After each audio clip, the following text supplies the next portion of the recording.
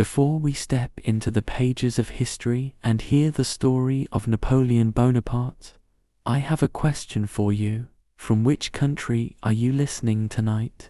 Type it in the comments and let's see how far across the world this story will travel. Wherever you are, in a quiet room, at home, lying in bed, or listening on a journey, I invite you to pause for a moment. Let the noise of the day fade away. Take a slow breath. Feel the weight of the present slip from your shoulders. We are about to walk back in time to an age of empires and battles, where the fate of nations turned on the decisions of one man. No rush, no hurry, just you, me, and the steady flow of the story. Close your eyes if you wish, and imagine the world more than 2 centuries ago, the sound of drums in the distance, the glint of sunlight on polished sabers, the murmur of soldiers gathering before dawn. This is where our journey begins. The air in Paris was sharp with winter cold, though the city was alive with a restless hum. Carriages rolled over cobblestones, slick with frost, their wheels clattering like drums that matched the beating of hearts in the capital. Every street seemed filled with whispers of what was about to come. The man at the center of it all walked with measured steps, eyes forward, his coat buttoned against the cold. Napoleon Bonaparte was no longer the general of the revolution's armies. He was something larger, something Europe had not yet learned how to name. Tomorrow he would place a crown upon his own head. Tomorrow he would become Emperor of the French. Paris had changed under him. The smoke of the old revolution had faded, and in its place there were new buildings, wide boulevards, uniforms cut with sharper lines, soldiers drilled in squares, their breath puffing in the cold morning. Merchants, bankers, and ministers passed each other in the halls of the Tuileries, speaking of trade, treaties, and tariffs. Napoleon's vision was not just military. He wanted order, a France that was feared, respected, and imitated. And yet, beneath it all, the city still remembered blood on the guillotine's blade, still remembered kings and mobs. It made the coming coronation more than ceremony. It was a declaration that chaos was over and his rule would be the new order. Josephine was the heart Napoleon carried in private. She was older than him, elegant in ways no battlefield could teach, and her perfume lingered in every room she entered. That night, before the great day, they dined alone in a side chamber. The fire was low, throwing soft light over the gold of her gown. She spoke of flowers for the cathedral, of the music, of her worry that the Pope would hesitate at Napoleon's proud plan to crown himself. Napoleon smiled faintly, his hands resting on the table. He told her not to fear hesitation. He had already decided his gesture. No man, not even the Pope, would place the crown on his head. Only he could give himself his throne. She reached for his hand, and for a moment there was nothing of politics. Only the warmth of 2 people who understood each other's ambition. In that time, love between man and woman was often a mixture of tender habit and quiet ceremony.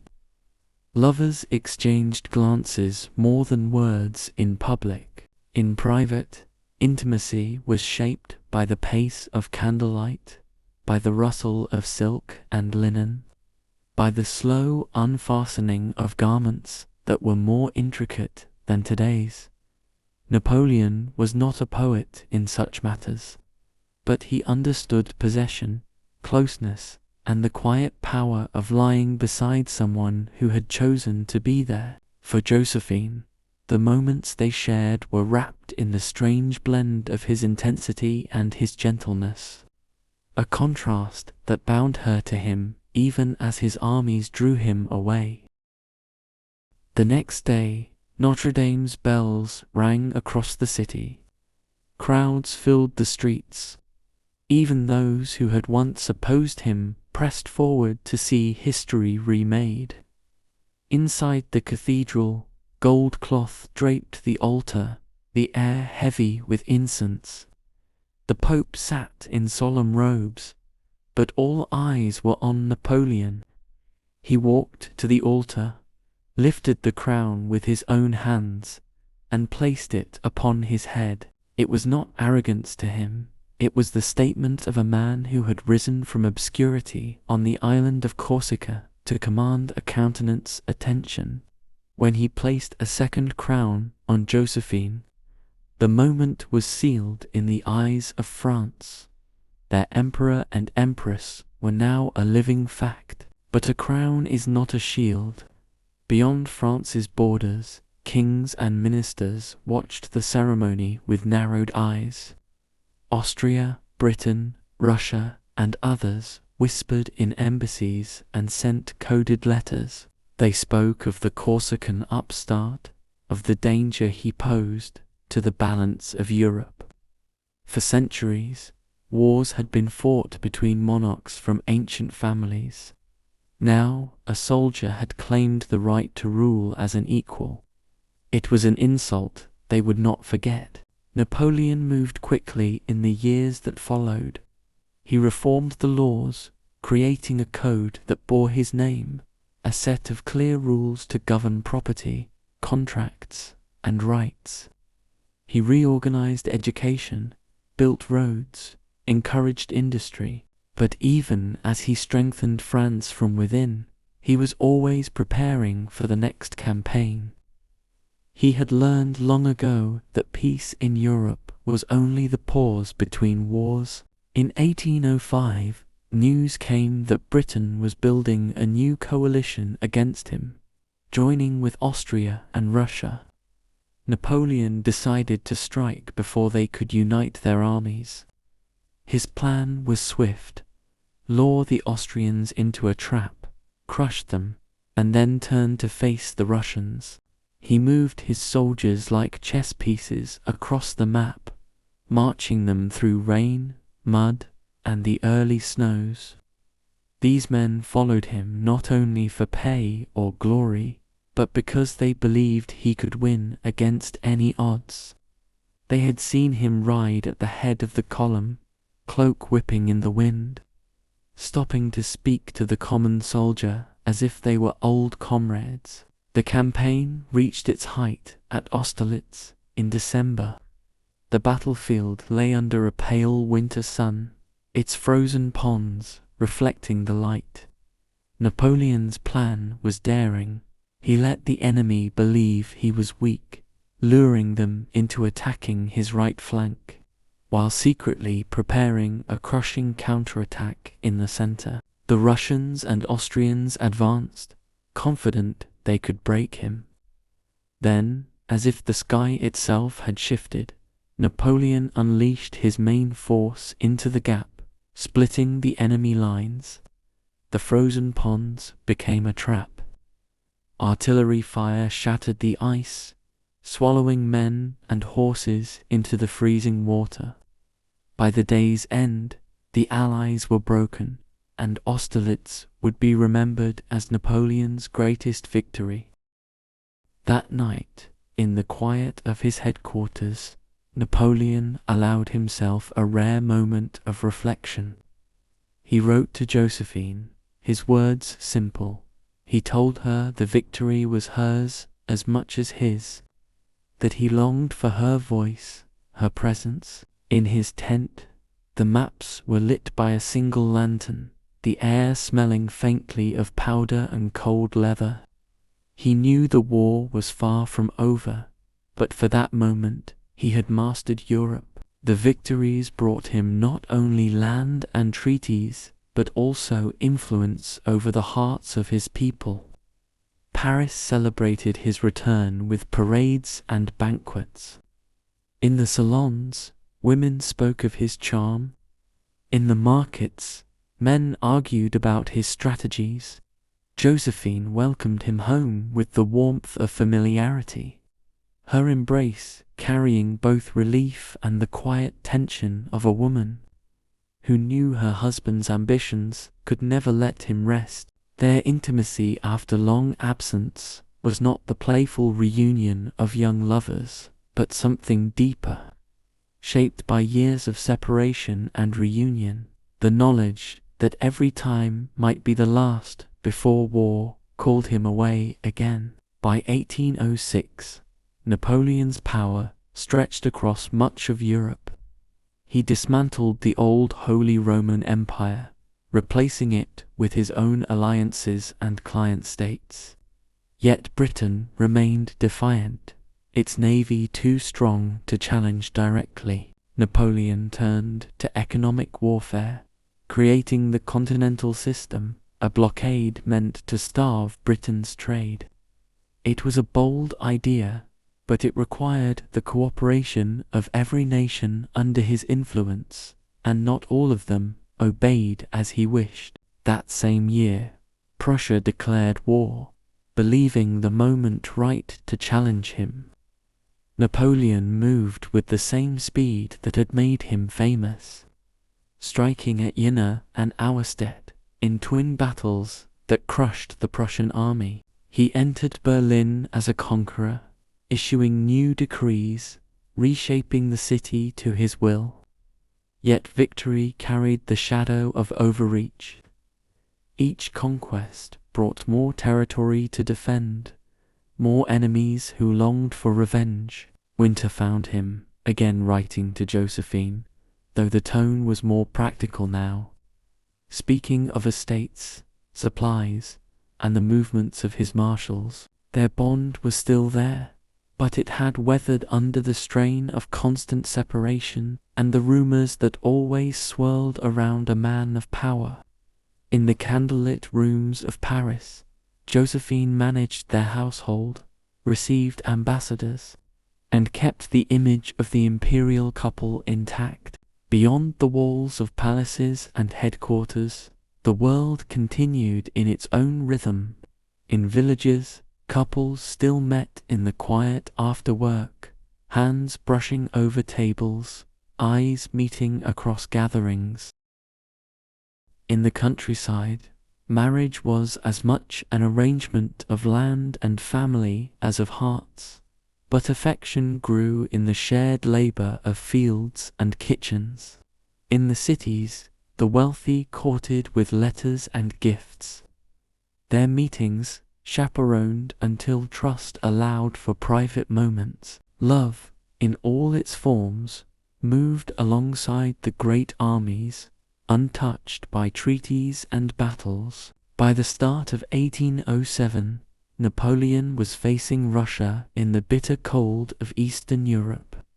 Snow fell in heavy silence over the camp before the Battle of Eylau, where fighting raged through blizzards and left the ground red against the white. It was not the clear triumph of Austerlitz.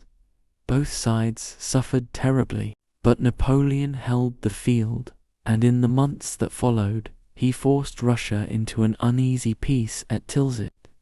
There, on a raft in the middle of a river, he met Tsar Alexander, speaking with the warmth of temporary allies, each thinking of how they might one day outmaneuver the other. As he returned to Paris again, his mind was already turning to Spain and Portugal, where resistance to French control was beginning to stir. The empire was vast, but cracks had begun to appear, and even the greatest soldier could not be everywhere at once. When Napoleon returned to Paris after the Peace of Tilsit, the city welcomed him with parades, flowers, and cheers. Music filled the streets, and the tricolour flags fluttered in the summer wind. Yet behind the applause, there was unease. The empire had never been larger, but size brought strain. Allies needed to be kept in line, conquered lands had to be governed, and enemies waited for any sign of weakness. Napoleon, though outwardly unshaken, knew that every victory drew him closer to the point where there would be no way back but through greater risks. Spain was meant to be a quiet matter, a tightening of control to close Britain's access to the continent.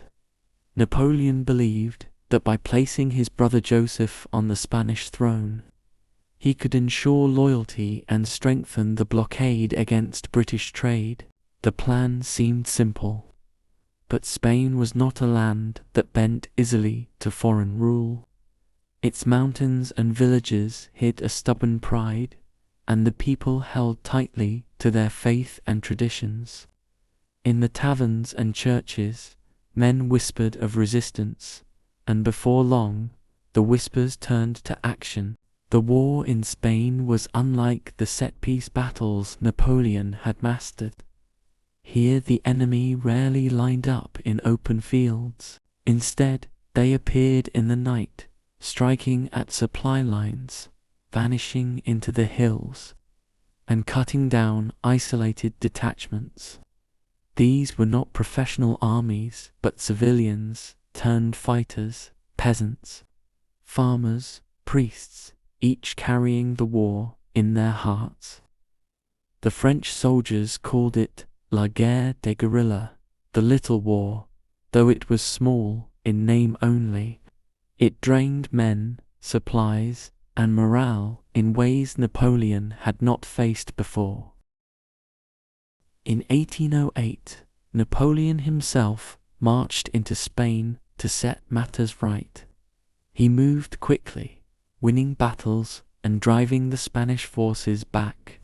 Yet each time he took a town, new resistance flared somewhere else. It was like holding water in a clenched fist. The tighter he gripped, the more slipped away. British troops under Arthur Wellesley landed to aid the Spanish, and soon the war became a long and grinding struggle.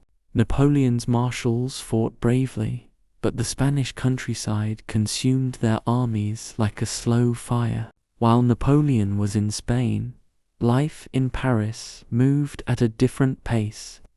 Josephine kept the imperial household running, hosting receptions, receiving ambassadors, and tending to the image of unity that Napoleon needed. Their relationship had grown complicated. There was still a bond between them, but years of absence and the pressure of politics had created distance. In private, they still found moments of closeness, though it was quieter now, less about passion and more about the comfort of familiarity.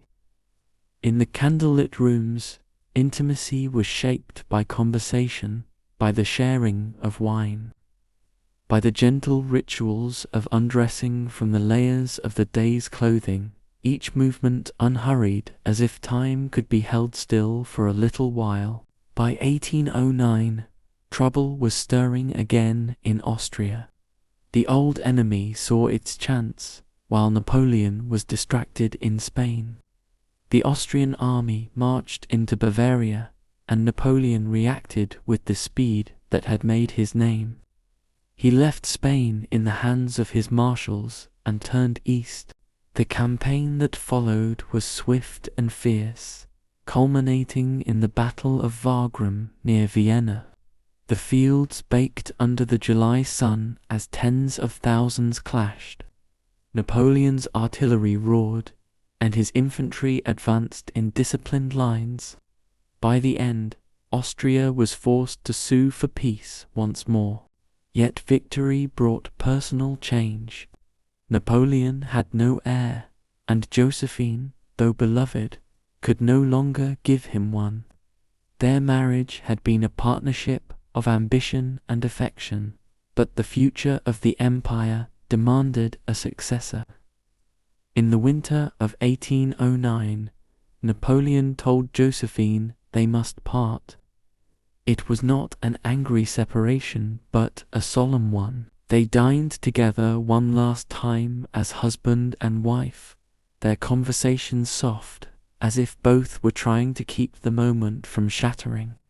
That night they shared the bed once more, not in passion but in farewell, their closeness tinged with the knowledge that they would never again be what they had been. In the morning, Josephine left the palace, carrying her dignity like a cloak. Napoleon soon arranged to marry Marie-Louise, the young daughter of the Austrian emperor. It was both a political alliance and a hope for an heir. Marie-Louise was 20 years old, shy, and far from home. In the courts of Europe, marriages were often agreements between nations before they were unions of the heart. Their first nights together were careful, shaped by formality and the quiet respect of two people learning each other's presence. Over time, warmth grew between them. Helped by the birth of their son in 1811, the King of Rome, the heir Napoleon had long desired. For a moment, it seemed the empire stood unshakable, but war was never far. The continental system strained under the weight of enforcement, and Russia began to chafe at its restrictions. Tsar Alexander, once Napoleon's ally at Tilsit, grew distant, his court filled with voices urging him to break from France. By 1812, the fragile peace between them was gone. Napoleon decided to act before Russia could turn openly against him. He assembled the largest army Europe had ever seen, drawing soldiers from across his empire, French, Poles, Germans, Italians, and others. They called it the Grande Army. In June, the vast force crossed the Niemen River into Russian territory. The campaign began with confidence. Napoleon's columns marched through fields and forests, the drums and bugles echoing over the summer air. Yet the Russians refused to give battle on his terms. They retreated deeper into their own land, burning villages and crops as they went. The further Napoleon advanced, the longer his supply lines stretched, and the harder it became to feed his men and horses. When the two armies finally met at Borodino in September, the battle was savage. The fields were churned into mud and blood, the air filled with smoke so thick it hid the sun. Cannon fire tore through ranks, and men fought hand to hand over earthworks and redoubts. Napoleon won the field, but at a terrible cost. Tens of thousands lay dead or wounded, and the Russian army was not destroyed. From Borodino, Napoleon marched to Moscow, only to find it abandoned and burning. The city's flames lit the night sky, consuming homes, churches, and palaces. He waited there for the Tsar to sue for peace, but no message came. Weeks passed, the food ran short, and the cold began to creep into the bones of the men. The Russian winter had arrived. The retreat began in October. Snow fell, the wind cut through uniforms, and frostbite claimed fingers and toes. Horses collapsed in the drifts. Wagons broke and were abandoned. The Grande Army, once the pride of Europe, was reduced to a desperate column struggling to survive. Along the road, men huddled together for warmth at night, their bodies pressed close under thin blankets, sharing what little heat they could. In such moments, the bond between soldiers was as strong as any vow, a quiet, wordless intimacy born of shared suffering. By the time Napoleon reached the relative safety of friendly territory, his army was shattered. Of the hundreds of thousands who had marched into Russia, only a fraction remained fit for battle. The news spread quickly across Europe. The myth of his invincibility was broken. In 1813, his enemies formed a new coalition. Prussia joined Russia, Austria turned against him, and Britain pressed the war from the sea. Napoleon raised new armies, young men with little training, and threw them into the fight. There were victories still at Lutzen, at Bautzen, but they were costly, and the numbers were never enough to match the enemy's strength. The turning point came in October at the Battle of Leipzig, the so-called Battle of Nations. For 3 days, the fields of Saxony shook with the thunder of cannon and the cries of charging infantry. Napoleon fought fiercely, but the weight of the Allied armies pressed him back. Bridges collapsed in the retreat, trapping men on the wrong side of the river. It was a defeat he could not hide. As winter closed in, the war came to France itself. By early 1814, enemy armies crossed the borders, marching toward Paris. Napoleon fought a brilliant defensive campaign, winning small victories at Camp Hobart, Montmirail and Montauron, but each success was only a pause in the advance. In March, the Allies entered Paris. The city surrendered, and Napoleon was forced to abdicate. At Fontainebleau, he said farewell to the soldiers of his old guard. His voice was steady, though his eyes showed the weight of the moment. He told them he had tried to serve France with honor, that they should continue to serve their country. Then he embraced his generals, the rough fabric of their uniforms pressing together in a final gesture of loyalty. It was a farewell not just to men but to an era. Napoleon was sent into exile on the island of Elba, a small strip of land in the Mediterranean.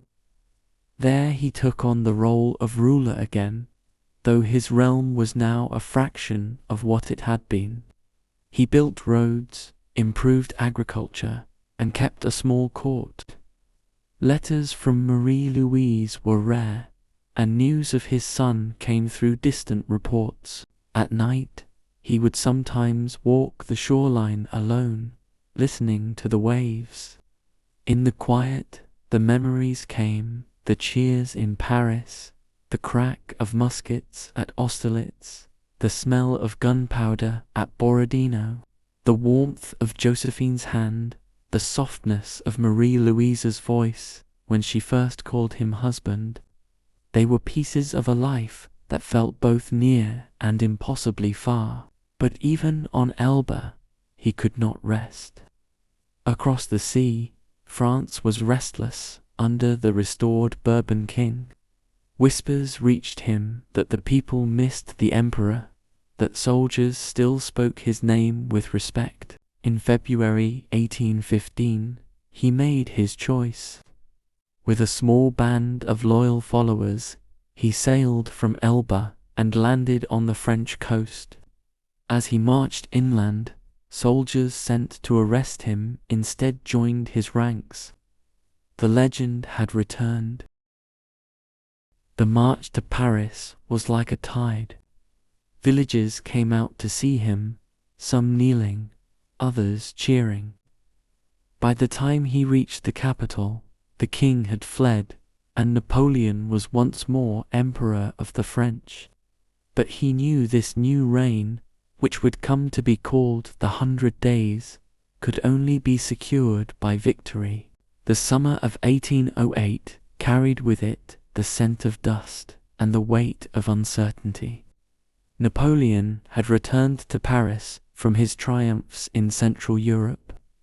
But even as he sat in the gilt halls of the Tuileries, dispatches from the south told of trouble. In Spain, a storm was gathering.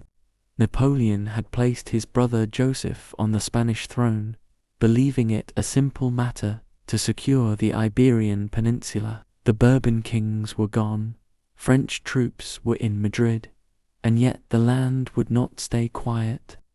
Spain was not a country easily bent to another's will. Its villages clung to their churches and their customs.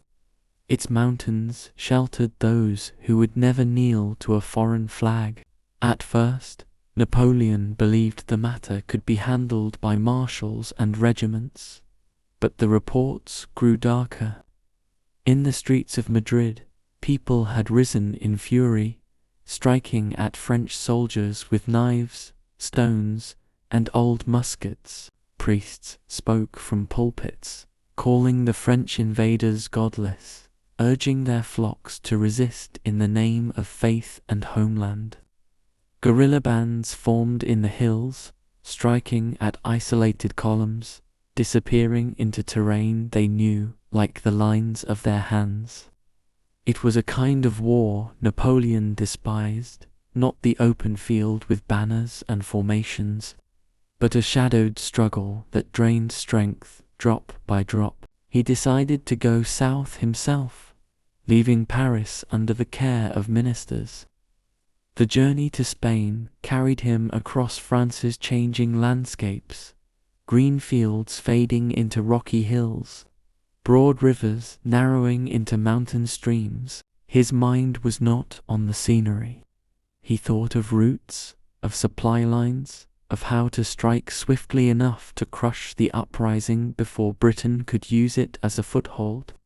For Britain was ever present, like a shadow cast across the continent. Its fleets still ruled the seas, and its gold flowed to any who would oppose him. By November, Napoleon was in Spain. The campaign began with the speed that was his signature. At Burgos, at Somosierra, his troops broke through stubborn defenses, and by December, Madrid opened its gates. Yet the victory was not the end. The countryside still burned with rebellion, and British troops under Sir John Moore moved into Galicia to aid the Spanish. Napoleon pursued them through the bitter cold of winter, the march grinding down even his veteran soldiers. When at last Moore's army escaped by sea, Napoleon turned back toward France. Called east by urgent news, Austria was preparing for war again. While Napoleon was in Spain, Josephine remained in Paris, holding court with her practiced grace. The city's salons whispered about the emperor's absences, about the strain between them. She had charm and connections, but she could not march with him or stand on the edge of his battlefields. In private, they still found their way to each other when he returned. The quiet closing of a door, the low light of candles, the soft fabric of her gown beneath his hands. Intimacy was in the slowness of the time, in the unhurried care of removing a glove, of brushing hair back from a face, of leaning close enough to catch the faint perfume of skin warmed by firelight. In those moments, they were neither emperor nor empress, but man and woman who had learned each other's ways over years. In the spring of 1809, Napoleon was again in motion, this time toward the Danube. Austria had thrown its lot in with Britain once more, hoping to break the French grip on Europe. At Ekmol, he struck fast, forcing the Austrians back toward Vienna. By May, the French army stood before the city. Yet the Danube was swollen with flood, and the bridges Napoleon's engineers built could not hold against the river's force and the enemy's fire. At Ospennessling, his troops fought 2 days of brutal combat, the Austrians pressing them hard. It was the first time in years Napoleon had been forced to retreat. He took the lesson without complaint, reorganized, and returned weeks later to win decisively at Wagram. The victory forced Austria to make peace, but the cost had been heavy. The empire stretched wide, and each campaign demanded more men, more resources. In Paris, ministers spoke of taxes, of shortages, of the strain on the treasury. Napoleon listened, but his mind was on the future and on the question of an heir. He and Josephine had no child together, and though she had children from her first marriage, they could not inherit his throne. The decision came quietly but with finality. He would end their marriage. It was a political act, but not without personal pain. In December 1809, they sat together, and Josephine wept openly as he told her. He spoke gently, assuring her of his continued respect and care. She accepted, as those in her position often did, with dignity on the surface and sorrow beneath. In the months that followed, Napoleon sought a new wife from among Europe's royal houses. The choice fell on Marie-Louise of Austria, the young daughter of the emperor he had so recently defeated. Their marriage in 1810 was both a union and a signal, a gesture that Napoleon's empire was now bound by blood to the ancient dynasties of the continent. Marie-Louise was shy, dutiful, and far younger than him. She did not share Josephine's worldliness or her practiced charm, but she brought the possibility of an heir, and within a year she bore him a son, the King of Rome. Life with Marie-Louise was quieter, less a meeting of equals, and more the settling of an arrangement.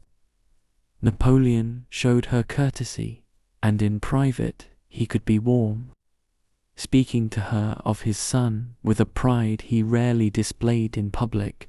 Their intimacy was shaped by the formality of their positions, softened by the shared joy of parenthood. Yet, even with an heir in his arms, Napoleon's mind was on the map of Europe, where new challenges rose like mountains on the horizon. In the west, the Peninsular War dragged on. In the hills of Spain, British forces under Wellington fought alongside Spanish guerrillas, striking at French garrisons, cutting supply lines. Napoleon sent more troops, more marshals, but the war was a wound that would not heal. Each month brought new reports of skirmishes, ambushes, and towns lost or retaken. It was a war that consumed men without yielding decisive victory. In 1812, his gaze turned eastward to Russia.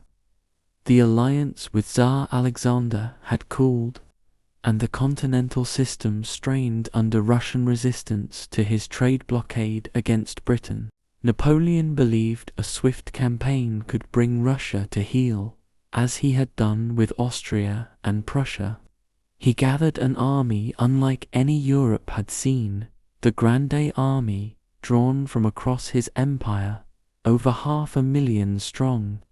They marched east in the summer heat, crossing the Niemen River into Russian lands. At first, the Russians retreated, burning their own villages and fields to deny the French supplies. The march stretched on, the distances vast, the roads dusty or choked with mud after sudden rains. Men fell from heat, from exhaustion, from hunger. In September, Napoleon met the Russian army at Borodino, a battle of ferocious slaughter. The French won the field, but at a cost so great it felt hollow. A week later, they entered Moscow, only to find it nearly empty, much of it set aflame by its own people. Napoleon waited in the smoking city for a peace offer that never came. The Russian winter began to bite early, and the decision to retreat came too late. The march back was a nightmare of snow, ice, and starvation. Horses died by the thousands, men froze in their sleep, and the once grand army was reduced to a fraction of its size. The retreat from Russia would become the shadow that followed him for the rest of his days. When he returned to Paris in December 1812, he moved quickly to rebuild, calling for new levies, new alliances. But the spell of invincibility was broken. Across Europe, enemies stirred. Britain, Russia, Prussia, and Austria would soon unite against him in a coalition more determined than any before. At the Tuileries, Marie-Louise received him with relief, their son in her arms. For a few nights, the palace was quiet but for the sound of footsteps in the long corridors, the murmur of voices behind closed doors. Napoleon, weary from the road and the loss, found in his family a brief refuge.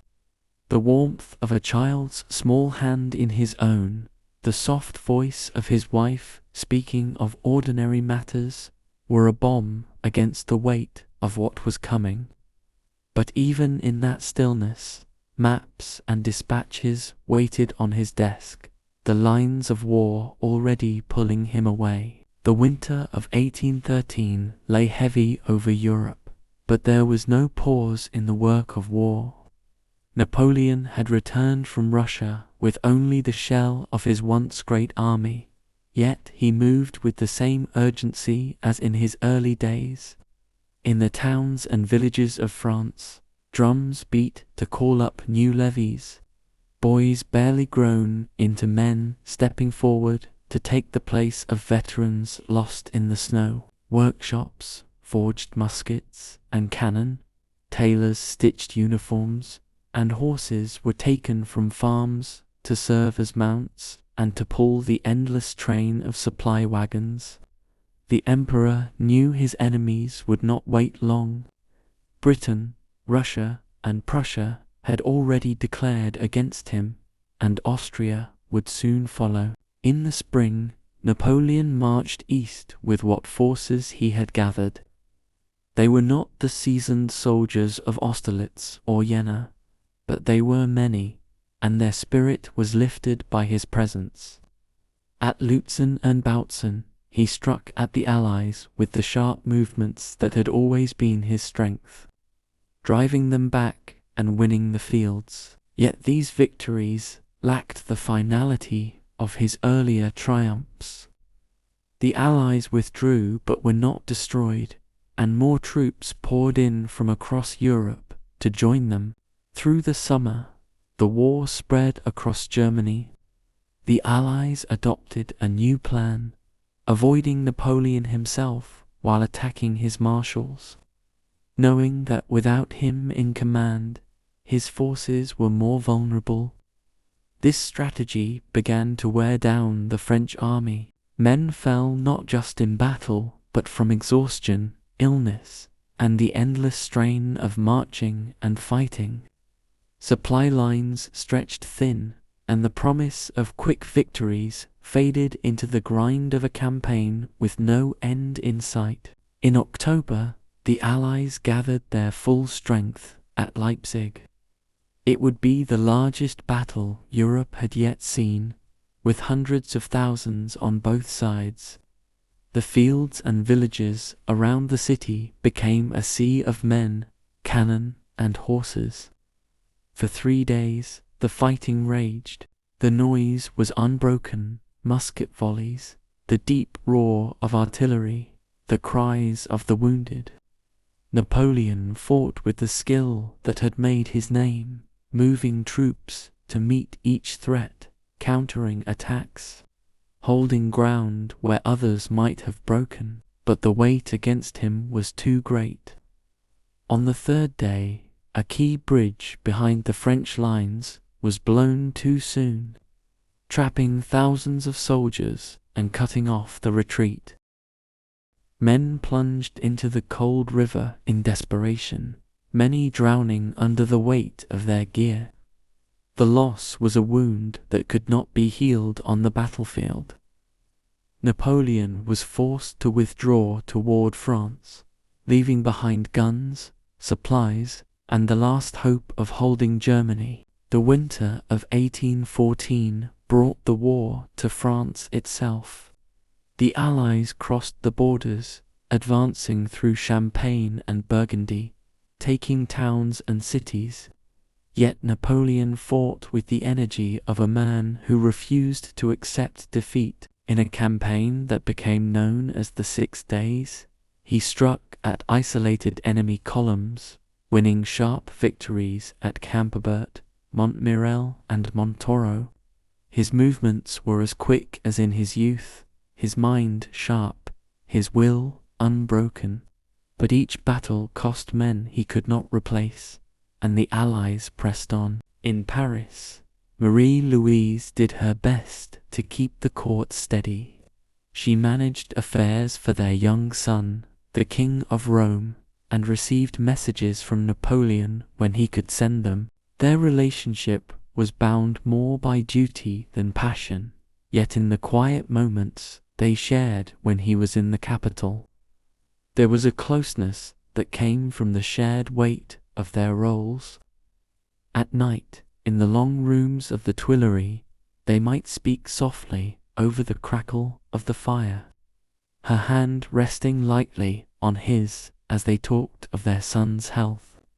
His first words, the small details of a life Napoleon could rarely witness. Such evenings were rare, but they reminded him of what he fought to preserve. By March, the Allies were near Paris. Napoleon was still in the field when news came that the city had surrendered. He hurried toward the capital, but it was too late. In April 1814, under pressure from his marshals and the enemy, Napoleon abdicated the throne. He asked only to retain the title of emperor, and his request was granted. But his empire was now the small island of Elba in the Mediterranean. At Fontainebleau, he bid farewell to the old guard. In the courtyard, the veterans stood in silence as he addressed them, his voice steady though his eyes shone with emotion. He thanked them for their loyalty, for their courage, for the years they had marched with him through victory and hardship. Then he embraced his generals, one by one. The touch of their rough uniforms against his was a last connection to the army that had been his family. The journey to Elba was a strange one. He passed through villages where some watched in silence and others shouted insults, while a few still saluted the man they considered their true ruler. When he reached the island, he threw himself into the work of administration, as if the fate of a small realm mattered as much as that of Europe. Roads were repaired, agriculture improved, and a small navy built. His court was modest, his uniform simpler, yet he carried himself with the same command as before. Life on Elba had its routines. He walked the shoreline in the evenings, the sound of the waves steady and unchanging. Sometimes he thought of Josephine, who had died that spring. Her last words said to have been of him, he thought, too of Marie-Louise and their son, far away in Austria, where the boy was now being raised as the Duke of Richtot. Letters from them were rare, and when they came, they were cautious, shaped by the politics of the court. The intimacy he had once known in marriage was now replaced by memory. With Josephine, it had been warmth and ease, the shared laughter of two people who had chosen each other. With Marie-Louise, it had been formal at first, softening only with the birth of their child. On Elba, those connections existed only in recollection, the quiet touch of a hand, the sound of a familiar voice in the dark. He carried them like keepsakes, hidden from the view of others. But Napoleon was not a man to grow old in exile. Across the sea, France was restless under the rule of the restored Bourbon king. Taxes were high, soldiers unpaid, and the glory of the empire seemed a memory fading too fast. In February 1815, Napoleon made his decision. With a small band of loyal followers, he slipped away from Elba aboard a single ship, landing on the coast of France near Cannes. The news spread quickly. The emperor had returned. At first, royal troops were sent to arrest him. Napoleon rode forward alone to meet them, dismounted, and opened his coat. "If any of you would kill your emperor," he told them, "here I am." No one raised a musket. Instead, voices cried out in support, and the soldiers joined him. With each day's march toward Paris, his following grew. Villagers lined the roads, people shouting his name, some kneeling as he passed. By the time he reached the capital, the king had fled. Napoleon entered Paris to cheers, taking up the reins of power once more. Yet he knew this second reign, the 100 Days, would not last without victory. His enemies would not allow him to sit in peace. Even as he reformed his government and restored order, he prepared for the campaign to come. The map showed his course, north into Belgium, to strike at the British and Prussians before they could unite. The spring of 1815 would be his last gamble. The spring of 1815 brought a restless energy to France. Napoleon had been back on the throne for only weeks, yet his mind was already on the march. Across Europe, kings and ministers moved with unusual speed, uniting armies to end his return before it could take root. Britain, Prussia, Austria, and Russia agreed to put 150,000 men each in the field, and they would move at once. Napoleon knew the danger. If the Allied armies gathered before he struck, their combined force would crush him. His plan was simple in shape, but difficult in execution. March north into Belgium. Strike the British under Wellington and the Prussians under Blucher before they could join, and defeat them separately. Then, with momentum regained, he might force a peace. It was the strategy of a man who understood that time was his most dangerous enemy. In June, the French army moved. The countryside was green and heavy with the scent of summer. The roads lined with fields of wheat just beginning to turn gold. Soldiers marched in columns that seemed to stretch beyond the horizon. The beat of drums keeping step, the sunlight flashing on bayonets. Many were veterans who had followed Napoleon through years of war. Others were young conscripts, their faces set with the determination to prove themselves. On the 16th of June, at Ligny, Napoleon faced Blucher's Prussians. The battle was hard fought, the fields turning to mud under the trampling of thousands of boots and hooves. Cannon fire shook the ground, and the smoke clung low in the summer heat. By day's end, the Prussians were beaten and in retreat, but not destroyed. Napoleon believed he had pushed them far enough away to keep them from rejoining Wellington. On the same day, at Quatre Bras, Marshal Ney engaged the British and Dutch forces. The fighting there was fierce, the fields littered with fallen by nightfall. The British held their ground, and Wellington began to pull back toward a ridge near the village of Waterloo. Napoleon followed. The night before the battle, rain poured over the countryside, turning the fields into thick clay. Napoleon slept only a few hours, his tent lit by the soft glow of a single candle, maps spread on the table before him. In moments like these, his thoughts could stray from strategy. He thought of the sun he had not seen in years, of the quiet rooms of the Tuileries, of the touch of hands that had once soothed him after the noise of battle. Intimacy, in the life he had led, was fleeting, snatched between campaigns, shaped by the brief return to a home that was never truly his to keep.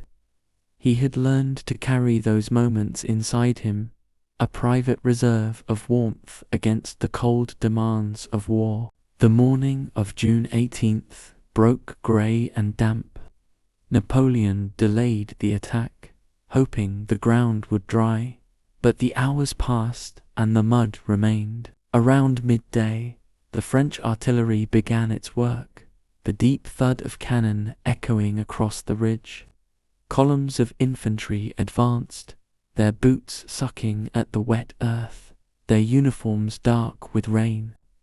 The British and their allies held firm, their lines steady under the assault. Through the afternoon, the battle swayed.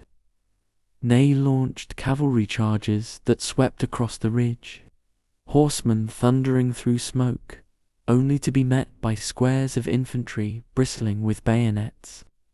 Each attack was met with a wall of fire and steel, and the French cavalry fell back, their numbers thinning. The ground between the lines was strewn with men and horses, the cries of the wounded rising above the clash. By late afternoon, Napoleon saw the chance to break the British centre. He ordered forward the Imperial Guard, his most trusted troops, veterans of countless victories. They advanced in perfect order, the drums beating slow and steady. But as they climbed the ridge, musket fire tore into their ranks. The British line held, and as the guard began to falter, a shout went up from Wellington's men. The counterattack swept down the slope, and the guard broke. For the first time, they were in retreat. At that same moment, Blucher's Prussians arrived on the French right, fresh from their forced march. Their attack rolled into the already faltering French line, and what had been a battle turned into a rout. The army dissolved into fragments, men fleeing into the gathering dark, the roads choked with wagons, guns abandoned in the mud. Napoleon rode among them, trying to rally his soldiers, but the tide could not be turned. By nightfall, it was over. The rain fell again, lighter now, pattering over the trampled fields. The dead lay in long rows where they had fallen, their uniforms soaked, their weapons scattered. The moans of the wounded carried through the night, mingling with the distant calls of officers trying to gather what remained of their commands. Napoleon withdrew toward France, silent in the saddle. In Paris, the news arrived before him. Ministers and generals spoke of negotiating for peace, of saving what could be saved. Napoleon abdicated for the second time on June 22nd, naming his son as successor, though the Allies would not accept it. The Chamber of Deputies moved quickly, and within days the Emperor of the French was a title without a throne.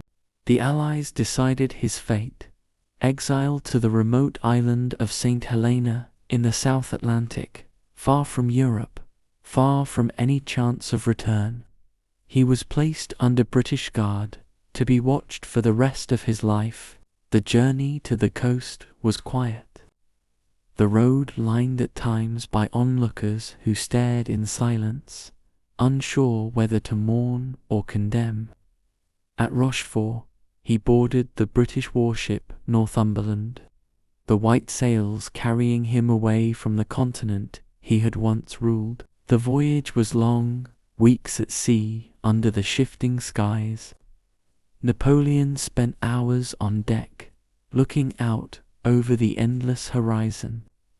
In the cramped quarters below, he spoke with the few loyal companions who had chosen to follow him into exile. There was a strange peace in the rhythm of the ocean, though it was a peace bound by iron. The intimacy of his world now was the closeness of shared confinement. Meals taken together in the small cabin, quiet conversations at night, the exchange of memories of better days. When at last the ship anchored off St. Helena, the island rose from the sea like a dark fortress, its cliffs steep, its interior green but windswept. It was small, isolated, and under the constant watch of the British garrison. Napoleon was taken to Longwood House, a weathered building on a plateau, its rooms damp from the sea air. Here he would spend the rest of his life. The days settled into a pattern. He rose early, walked in the gardens, read and dictated his memoirs to his companions.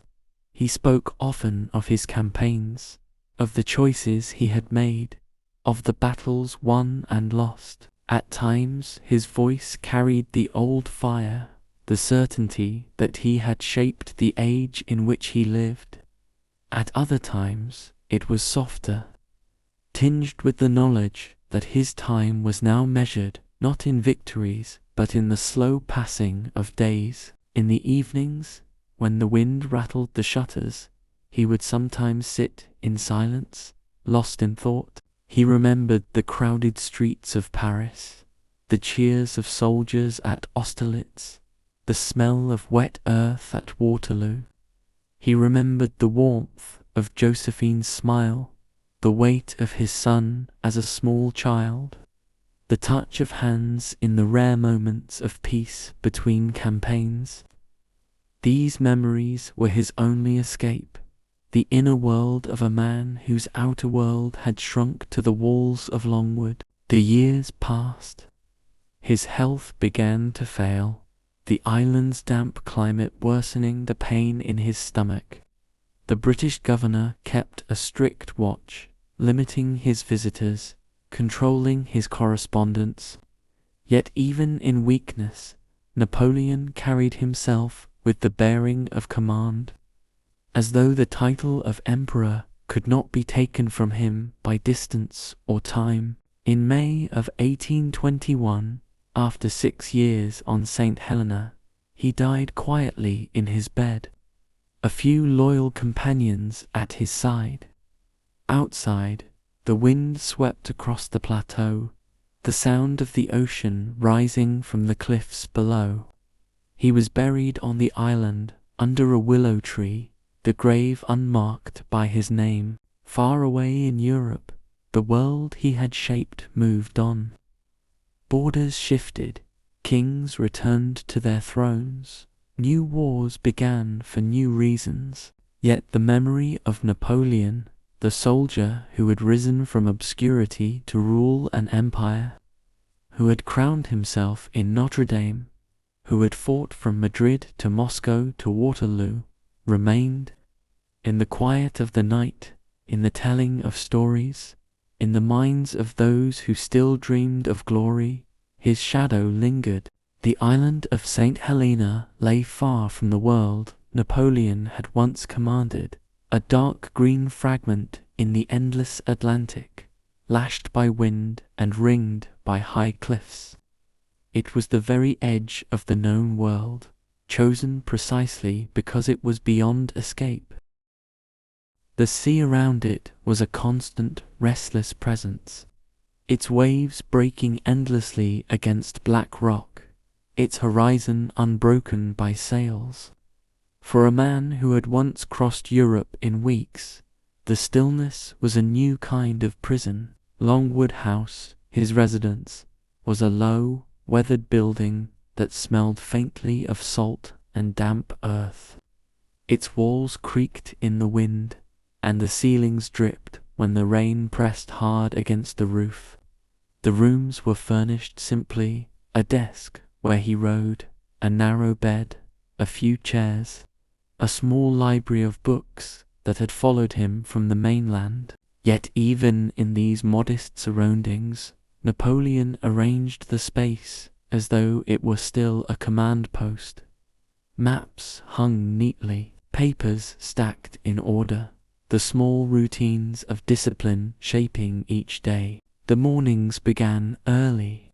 He rose before the sun, often after a night of shallow sleep, and walked in the garden while the air was still cool. The ground here was never quite dry.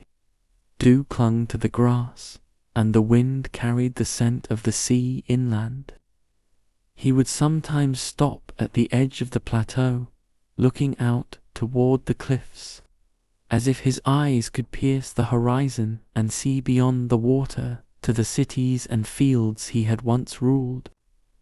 The British sentries kept their distance, but they were always there, silent reminders that the emperor was never truly alone. His companions were few. General Bertrand and his family, Count Munthlin, and a handful of loyal servants shared his exile. Their loyalty was not just political. It was personal, formed in the long years of campaign and court. Meals were taken together, the tables set with care, conversation turning easily from the news of Europe, brought months late by passing ships, to memories of the days when their fortunes had been greater. In those hours, Napoleon could almost forget the limits of the island. There were moments of intimacy too, though they were different from those of his days as ruler. The formalities of court life had been stripped away, leaving something more human in their place. Affection was found in the way a hand lingered on a shoulder after a long day, in the quiet of an evening when voices softened and the past felt close enough to touch. In the early 19th century, love and desire were bound by custom, but in exile those customs loosened. What mattered was warmth, companionship, the shared recognition that they were far from home and had only each other. In the small hours, when the oil lamps burned low, closeness became a way of pushing back against the vast emptiness beyond the island's shores. Napoleon read constantly. The island's remoteness made new books rare, but he reread what he had, marking passages, dictating reflections to his aides. History was a particular comfort. He studied Caesar and Hannibal as though in conversation with them, tracing parallels, weighing decisions. Sometimes, after hours of reading, he would lay the book aside and pace the room, speaking aloud to an audience of one or two, reconstructing battles in the air with his hands. The maps in his mind sharper than any drawn on paper. The British governor, Sir Hudson Lowe, was a man of rigid caution, and his presence cast a shadow over the household. Every letter Napoleon wrote was inspected, every visitor approved or denied. Lowe insisted on formal restrictions, on reminders that Napoleon was not emperor but merely General Bonaparte. This pettiness grated on Napoleon's pride, and though he sometimes met it with cold indifference, at other times it sparked sharp exchanges. The governor saw him as a dangerous prisoner. Napoleon saw Lowe as a petty jailer, a man more concerned with rules than with understanding. Yet, for all the official tension, life at Longwood had its rhythms. There were walks in the gardens, the tending of flowers, the occasional ride along the paths that cut through the island's hills. On clear days, the sea lay blue and calm, its surface broken only by the flash of fish or the distant trail of a ship that would never come near. On stormy nights, the wind roared through the trees, rattling the shutters and carrying the smell of rain into the rooms. In those hours, Napoleon would often sit by the fire, wrapped in a cloak, speaking quietly to whoever remained awake. The conversations at night were often the most revealing. He would speak of Austerlitz, of the long march into Russia, of the moment he knew the retreat from Moscow had doomed the empire. He spoke of Josephine, his first wife, with a fondness that never faded, remembering her laughter, the way she could disarm his anger with a single glance. He spoke of his son, the King of Rome, growing up in Vienna under the eye of the Austrian court, a son he would never see again. These memories were both a comfort and a torment, reminders of what had been lost, but also proof that it had once been his. Time moved differently on St. Helena. Months could pass with little to distinguish one from another. Napoleon marked them by small changes: the flowering of a plant in the garden, the arrival of a ship in the harbor, the slow aging of his companions. Illness came often in the damp air, and his own health began to weaken. Pains in his stomach grew sharper, sometimes leaving him pale and silent for hours. Still, he refused to let illness dominate him.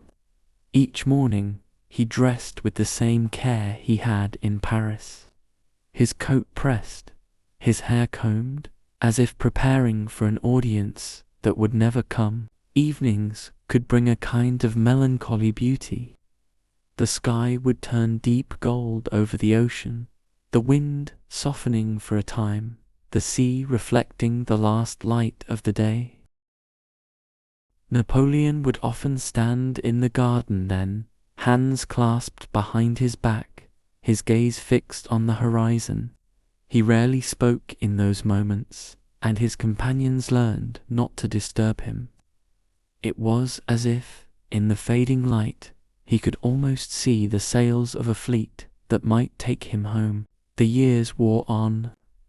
Letters from Europe told of political shifts, of kings and ministers rising and falling. He followed these events with interest, sometimes with a smile at the irony of it all. Empires could change hands, borders could be redrawn, but here, on this distant rock, nothing changed. His world had shrunk to a few miles in any direction. His battles reduced to the slow struggle against time and failing health. By 1820, the illness was undeniable. His walks grew shorter, his appetite smaller.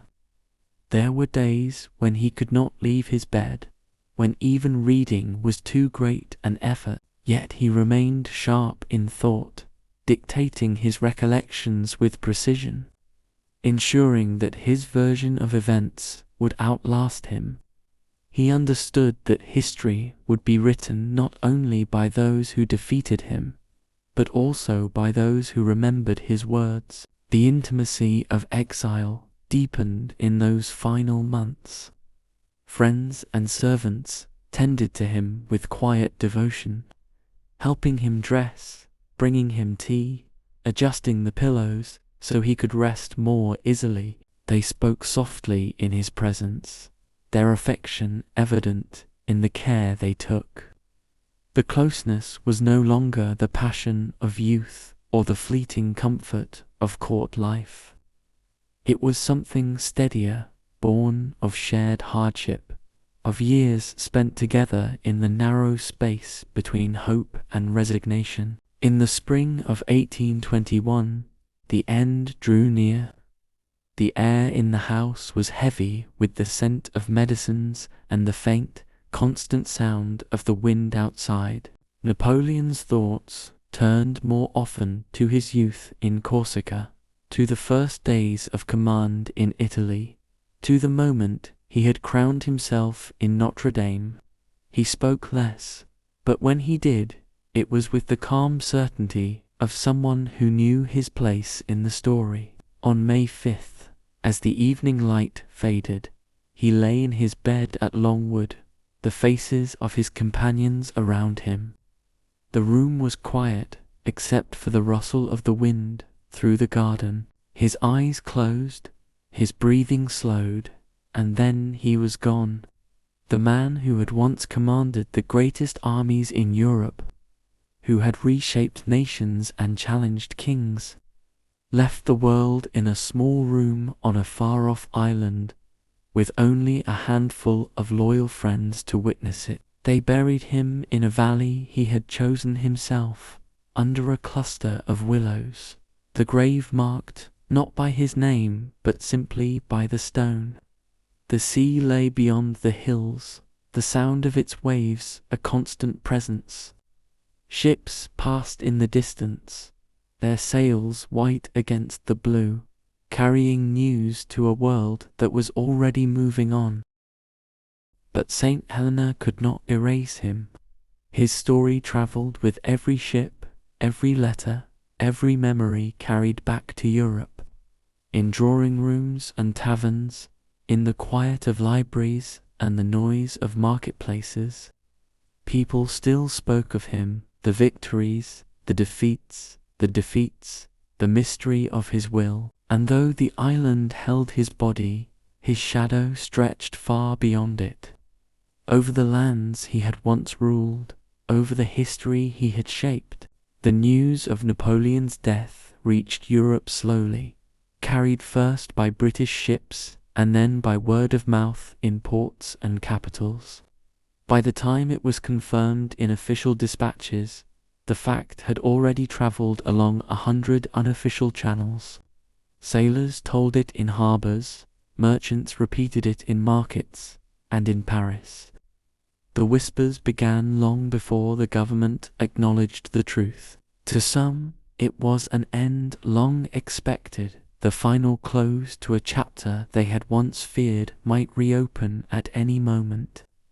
To others, it was a loss felt keenly, even if they had never met him. His name had been more than that of a man. It was a shorthand for an age, a weight of memory that could not be dismissed with the lowering of a coffin. In the streets of Paris, the reaction was quiet but intense. Officially, there was little mourning. The Bourbon monarchy, restored after his fall, had no desire to honor the man who had once pushed them into exile. The court maintained a formal silence, but in the cafes, the back rooms of inns, the private salons of old officers, toasts were made in his memory.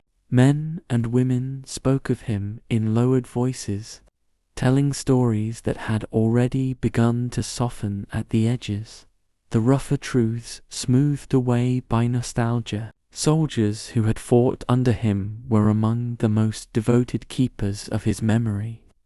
In their recollections, the cold of the Russian winter grew harsher, the marches longer, the victories more brilliant. They spoke of Austerlitz as if it had happened only days ago, recalling the morning mist, the sudden rush of movement, the way he had appeared at the decisive point, as if guided by instinct.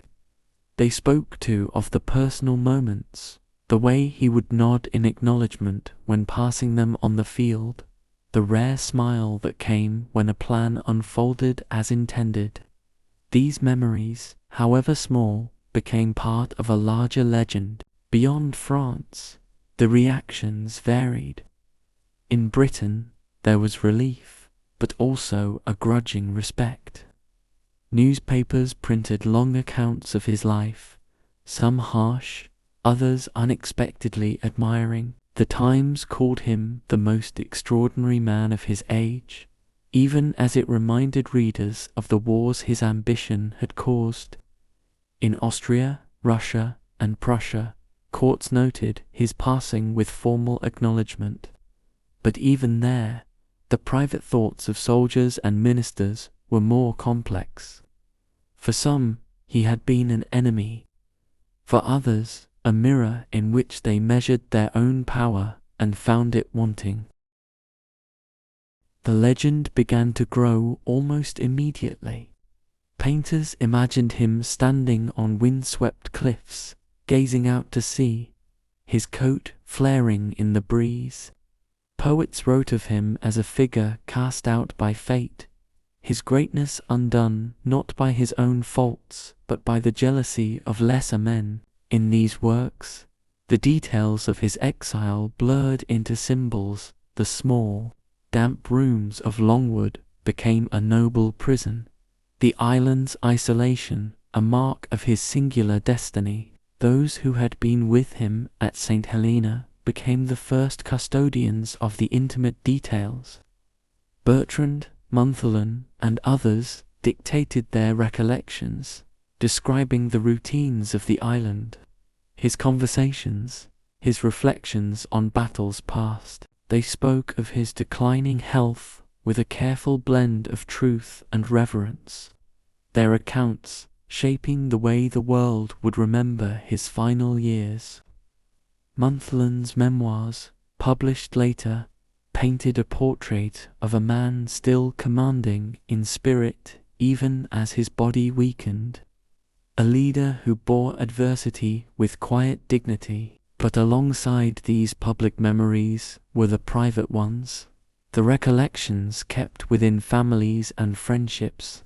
Servants who had attended him in his last days remembered the simple human gestures, the way he would thank them for bringing tea, the half-smile he gave when they fussed over the fire in his room. Some spoke of the softer side of exile, of evenings when conversation drifted away from politics and war, when laughter rose in the small dining room despite the isolation. Intimacy in these stories was not the heated romance of novels, but the enduring warmth of companionship. In that time and place, affection was often shown through care rather than declaration, in the way a chair was placed closer to the fire for him, in the careful turning of pages when his eyes grew tired, in the unspoken agreement to let silence fall when it suited him. For those who had been close to him, these moments were as vivid as any battlefield. As the 1820s moved on, Napoleon's image shifted yet again. Among younger Frenchmen who had never served under him, he became an almost mythical figure, an example of glory lost too soon. The Bourbon monarchy's attempts to suppress his memory had the opposite effect. The more they avoided speaking of him, the more his name seemed to grow in the public imagination.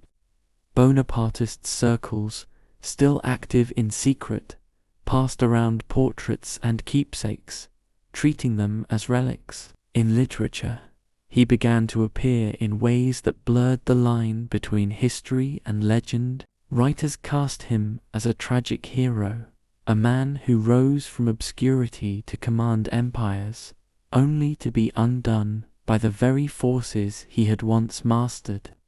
In some accounts, his faults were erased entirely. In others, they were emphasized as proof of his humanity.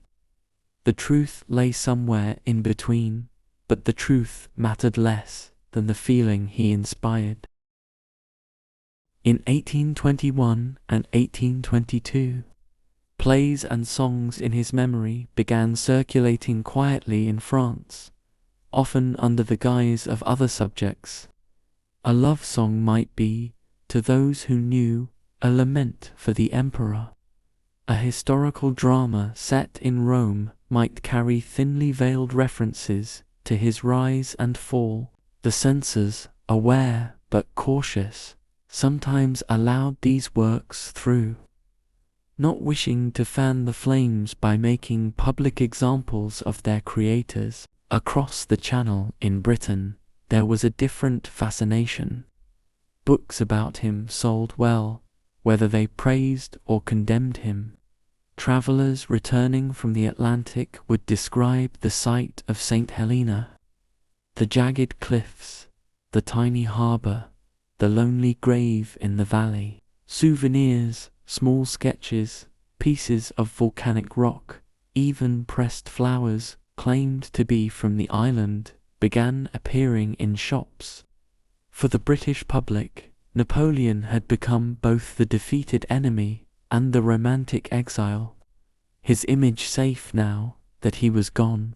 The political weight of his memory was not lost on those who sought to use it. Bonapartist sympathizers in France began quietly cultivating the idea that his son, the Duke of Reichstadt, might one day reclaim the throne. The boy, growing up in Vienna under the watch of his grandfather, Emperor Francis of Austria, was a reminder that Napoleon's bloodline still existed. Rumors and hopes intertwined, and though no uprising came, the thought remained alive in certain circles. Meanwhile, St. Helena remained a place of pilgrimage for the imagination, if not for the body. Few could actually travel there, but its image was fixed in the minds of many. The lonely island, the narrow rooms, the wind in the willows over the grave. Writers who had never seen it described it in vivid detail, borrowing from the accounts of those who had. The isolation became part of the story's moral. A place so remote that even the greatest man of the age could be hidden from the world. By the mid-1820s, the personal accounts of his companions were being published more widely, often in serialized form in newspapers. Each new installment was read eagerly, debated in cafes, and reprinted in pamphlets. Some criticized these memoirs as self-serving, suggesting that those who wrote them sought to place themselves at the center of the narrative. Others accepted them without question, seeing them as proof of his greatness. In truth, they were both memories shaped by affection, pride, and the natural tendency to soften the harder edges of the past. For those who had known him, there was a quiet satisfaction in watching his image grow beyond the reach of those who had defeated him. Death had done what politics could not. It had placed him beyond the grasp of his enemies, making him a figure of interpretation rather than control. Every new story, every new portrait, was a piece of the larger mosaic that would become his legend. The grave at St. Helena remained unmarked by his name, just as he had wished, but in France and beyond, his name was everywhere, in conversation, in song, in the dreams of those who believed the age of empires had ended too soon. The man was gone, but the idea of him had only begun to live. The years after Napoleon's death were not quiet for France, even if they were marked more by politics than by war. The Bourbon monarchy held power, but the currents of public opinion moved beneath them, shifting with each event, each change in government. The memory of the empire did not fade. It lingered in the minds of those who had fought under the tricolour. In the stories told to children at bedtime, in the small portraits and medals kept hidden in drawers. Louis XVIII had died in 1824, replaced by his brother Charles X, whose reign was marked by growing unrest. The July Revolution of 1830 swept Charles from the throne and replaced him with Louis Philippe, the so-called citizen king. He presented himself as a man of the people, one who had walked the streets of Paris during the Revolution of 1789, one who understood the nation's hunger for liberty. Yet he knew also the power of symbols, and none was greater than the shadow of Napoleon. At first, Louis Philippe kept his distance from the Bonapartist memory.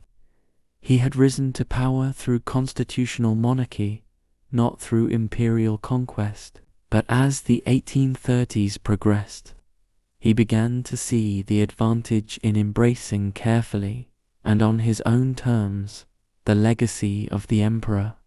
The veterans of the Grande Army were aging. Their voices still carried weight, and their loyalty could be swayed. The public, too, was growing nostalgic for the grandeur of the past, especially as economic troubles and political disappointments dulled the shine of the new regime. It was in this climate that the idea of bringing Napoleon's remains back to France began to take shape. The proposal was bold, and its political benefits clear: to unite the people in a grand national ceremony, to claim for the July monarchy the mantle of reconciliation between the empire and the new order. It would be, in effect, a symbolic adoption of Napoleon into the national story, not as a threat but as a shared heritage. The suggestion was first made openly in 1840 by Adolphe Thiers, then president of the council and a man keenly aware of the emotional weight of history. In the Chamber of Deputies, Thiers argued that Napoleon, though exiled and buried on a remote island by foreign powers, belonged to France in death as he had in life. His ashes, for that was the word they used, though the body lay intact in its coffin, should rest in Paris, at the heart of the nation he had ruled. The British government, now under the leadership of Lord Melbourne, was approached with the request. It was a delicate matter. St. Helena was still British territory, and the Emperor had been their prisoner. But nearly 2 decades had passed since Waterloo, and Britain's political concerns had shifted. The threat Napoleon posed was long gone. His son had died in 1832, and Bonapartist hopes for a restoration were dim. Allowing the return of the body could be seen as a gesture of magnanimity, a sign of confidence in the peace between the nations. After some negotiation, Britain agreed. The French would send a ship to retrieve the body under the command of Prince de Joinville, the third son of Louis Philippe. This was more than a practical decision, it was a statement. A son of the king himself would bring home the emperor, symbolizing the union of old enemies in the service of France. In Paris, the news spread quickly, and with it came a surge of anticipation. Newspapers printed long articles on the planned expedition, along with romanticized accounts of Napoleon's final days. Artists prepared sketches for imagined scenes of the return, draped in banners and lined with cheering crowds. Veterans dusted off old uniforms, adjusting them to fit bodies grown thicker and slower with age. The journey to St. Helena began in the summer of 1840. The frigate Belle-Poule, specially refitted for the mission, sailed from Toulon, carrying Prince de Joinville and a small party of officials, engineers, and men of the navy. Among them were several who had personal reasons for making the trip, men who had served under Napoleon, or whose fathers had done so, eager to see the place where he had spent his last years. As the Belle-Poule approached the island in October, the image of St. Helena rose out of the ocean like something remembered from a dream. The high, jagged cliffs, the lonely greenery clinging to the slopes, the wind that seemed to blow from every direction at once. The British governor, Sir Hudson Lowe's successor, received them formally, with a mixture of courtesy and a restrained watchfulness that came from guarding such a unique piece of history. The valley of the tomb lay much as it had in 1821, though the willows had grown thicker, their branches arching low over the simple grave.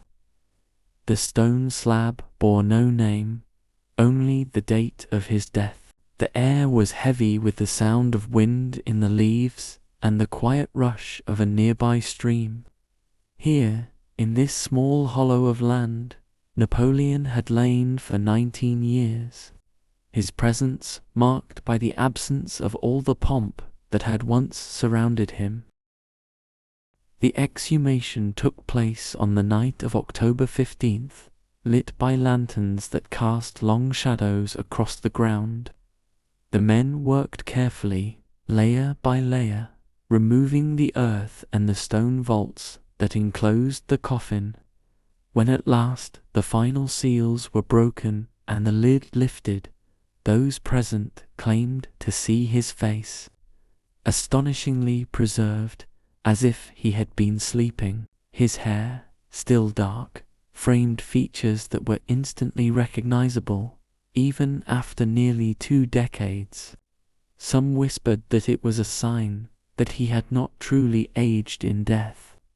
Others, more practical, noted the skill of the coffin's construction and the conditions of the burial. The body was placed in a new coffin of ebony, lined with white satin, and enclosed in a series of protective casings. On October 18th, it was borne in solemn procession to the harbour, accompanied by both French and British troops, their uniforms bright against the green slopes of the island.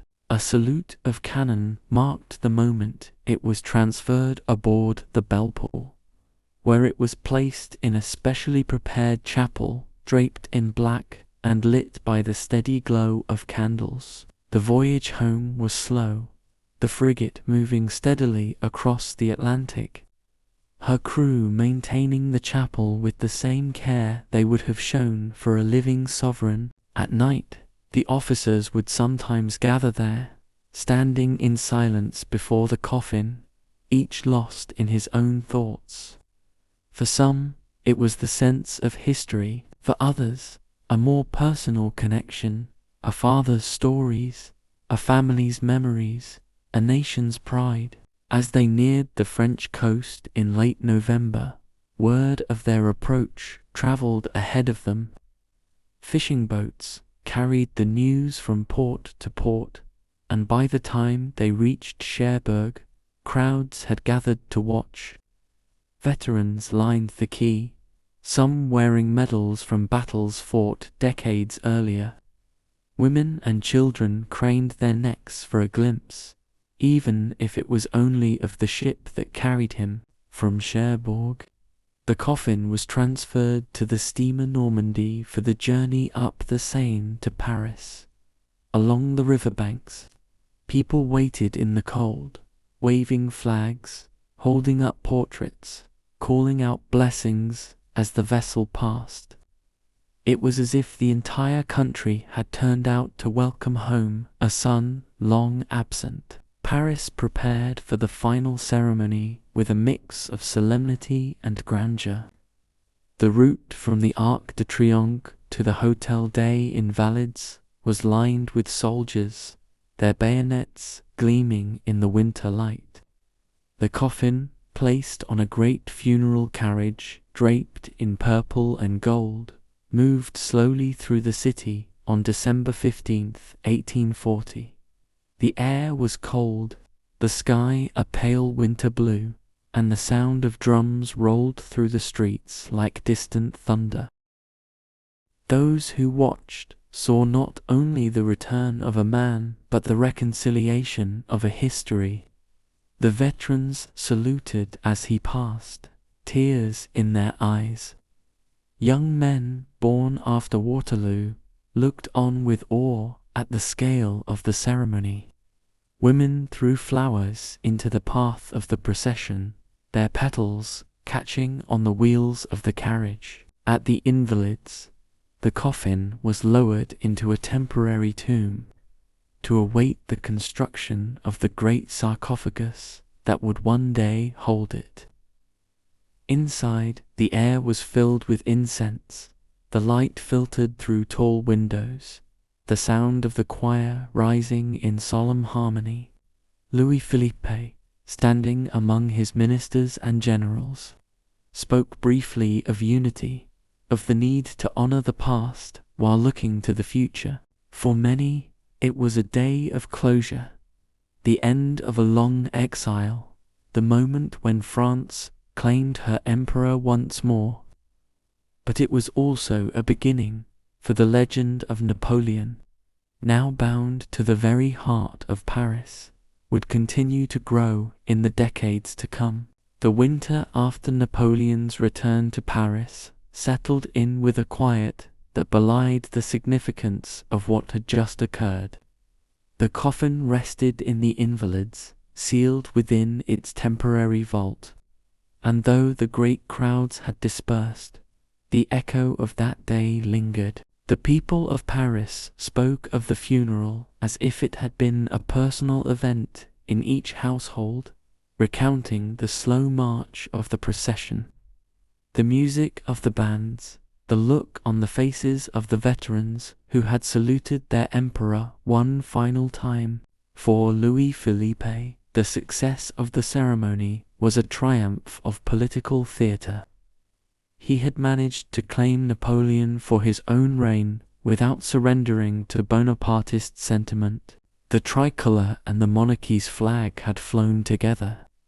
Veterans and royal troops had marched side by side, and the country had, for one day at least, been united in a shared memory. Yet beneath the surface, the ceremony had done more than honour the dead. It had rekindled something. In the months that followed, Paris saw a subtle but steady increase in Napoleon's presence. Engravings of the funeral procession were sold in the arcades. Miniature busts of the emperor appeared in shop windows, often placed discreetly among other items, as though the shopkeepers wished to avoid official notice. Veterans met in cafes to talk over old campaigns, their voices rising with remembered enthusiasm. Younger men, too, began to listen more closely to these stories, drawn by the image of an age when France had been feared and admired in equal measure. The Invalides became a place of quiet pilgrimage. People came not only from Paris, but from the provinces, sometimes travelling for days to stand before the vault. They spoke in low voices, lingering by the steps, gazing up at the building's dome as if the emperor's spirit might be watching from above. Soldiers, when passing through the city, often detoured to pay their respects, leaving flowers, medals, or scraps of regimental colours as offerings. Over the next decade, the Second Republic would rise and fall, and in the turmoil, Napoleon's image would be remade once more. The Revolution of 1848 swept aside Louis-Philippe's monarchy, replacing it with a republic in name, though one already vulnerable to the ambitions of those who understood how to wield public sentiment. Among these was Louis Napoleon Bonaparte, the nephew of the emperor, who had spent much of his life in exile. Carrying with him both the family name and a carefully cultivated vision of its meaning, Louis Napoleon knew the power of symbols.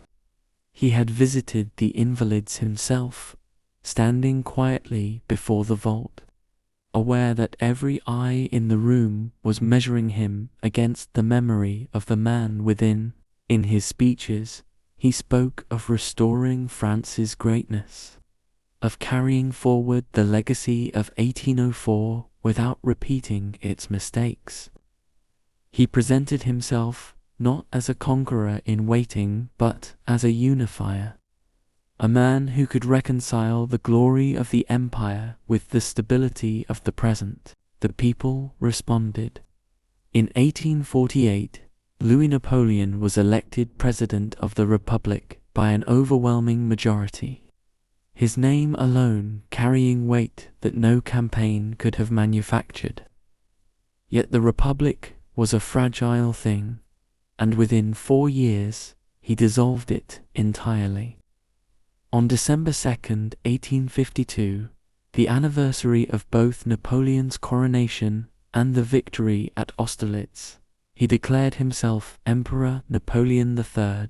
With the restoration of the empire came a deliberate reshaping of Napoleon's image. The government sponsored public works and ceremonies that tied the glory of the present to the memory of the past. Streets were renamed, monuments were erected, paintings and statues portrayed Napoleon in scenes carefully chosen to emphasize not his defeats, but his vision, his leadership, his role as the builder of modern France. The Invalides itself was transformed. Napoleon's coffin, still resting in its temporary vault, was moved to the great circular crypt beneath the dome. The sarcophagus, carved from red quartzite and resting on a base of green granite, was designed to be approached by visitors from above, forcing them to look down upon the tomb and, in doing so, bow their heads, whether in reverence or simple necessity. Around the tomb, sculpted figures represented his victories, his reforms, and the laws he had established, each one another reminder of the scale of his legacy. The burial ceremony in 1861 was another moment of national display, though this time under the rule of a man who claimed Napoleon's name as his own. The emperor's remains were carried into the crypt in a solemn procession, the air thick with incense, the light of torches reflecting off the polished stone. Once the sarcophagus was lowered into place, the great dome above seemed to magnify the silence, as if the building itself were holding its breath. In the decades that followed, Napoleon's image became both larger and more distant. School books spoke of him as a lawgiver, a reformer, the man who had given France the code that bore his name. His campaigns were presented not only as feats of arms, but as episodes in a grand narrative of national destiny. The harsh realities of the wars, the losses, the conscription, the years of hardship faded in popular memory, replaced by a vision of France united and powerful under his rule. Artists and writers contributed to the legend. Painters depicted him crossing the Alps in heroic poses, his cloak billowing in the wind. Poets compared him to the great figures of antiquity, casting his life as a tragedy of fate and ambition. Even those who had opposed him in life now found it easier to admire him in death, as if the passage of time had smoothed away the edges of his character. For veterans of the Grande Army, these years brought a strange mixture of pride and melancholy. Many were old men now, their uniforms worn only on ceremonial occasions, their medals polished but seldom seen. They gathered in small groups, attending military parades, visiting the invalids, telling their stories to any who would listen. Some spoke of battles with a soldier's brevity, listing movements and maneuvers. Others recalled the emperor himself, the way he rode past the lines before a fight, the sharpness of his gaze, the quiet nod that could mean as much as a speech. Romance, too, had its place in the myth. Stories circulated, sometimes true, often embroidered, of the women who had loved him. The letters he had written from distant battlefields, the moments of tenderness amid the demands of war. These accounts painted him not only as a leader of men, but as a man of deep passions, one whose private life had been as intense as his public one. In salons and in popular novels, these tales were told with an air of wistful admiration, a reminder that even the most powerful were not immune to the pull of the heart. The public's fascination with Napoleon was not without its uses for those in power. Under Napoleon III, France engaged in wars that were often framed in the language of the earlier empire, their purposes justified by appeals to national pride and historical continuity. The Crimean War, the intervention in Italy, even the ill-fated expedition to Mexico, all were presented as part of a broader destiny. a continuation of the role Napoleon had played in shaping Europe. But history has its own rhythms, and in 1870 those rhythms turned. The Franco-Prussian War ended in disaster for France, with Napoleon III captured at Sedan and the empire swept away once more. In the aftermath, the memory of Napoleon I became a point of contrast, a reminder of victories past, of a time when France had dictated the terms of peace rather than accepted them. Veterans of the Grande Army, now very few, were seen almost as relics of a vanished age, their stories tinged with the knowledge that such glory might never return, yet the legend endured. Pilgrims continued to visit the Invalids, their steps echoing in the great hall, their eyes drawn inevitably to the red sarcophagus at its center.